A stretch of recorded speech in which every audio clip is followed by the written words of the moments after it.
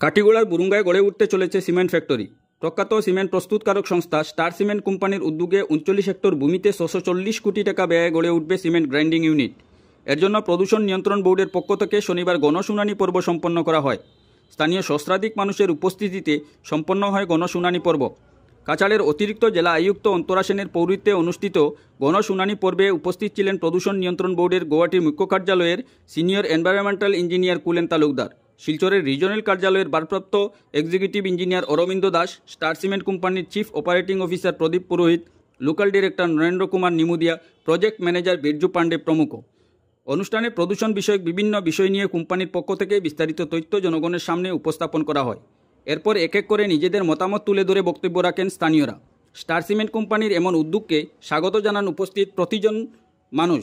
কোম্পানির পক্ষ থেকে উপস্থাপন করা প্রদূষণ নিয়ন্ত্রণ সম্পর্কিত নিয়মনীতি পালন করে সিমেন্ট ফ্যাক্টরি স্থাপনে স্থানীয়দের কোনো আপত্তি নেই বলে স্পষ্ট জানান উপস্থিত লোকজন। এ নিয়ে স্থানীয়দের মনে প্রবল উৎসাহ দেখা গেছে। সিমেন্ট ফ্যাক্টরি স্থাপনে বিষয়কে স্বাগত জানিয়ে শুনানিস্থলে ঘন ঘন স্লোগানও শোনা যায়। বক্তব্য রাখেন সাধনবাবু সিনহা, সুমন সিনহা, জমিলা বেগম, কিশোর সিনহা, কৃপেশ দাস প্রমুখ। উপস্থিত ছিলেন কালাইন মণ্ডল বিজেপির সভাপতি নিত্যগোপাল দাস, লক্ষ্মীপুর জিপির প্রাক্তন সভাপতি অনুপ কুমার পাল প্রমুখ।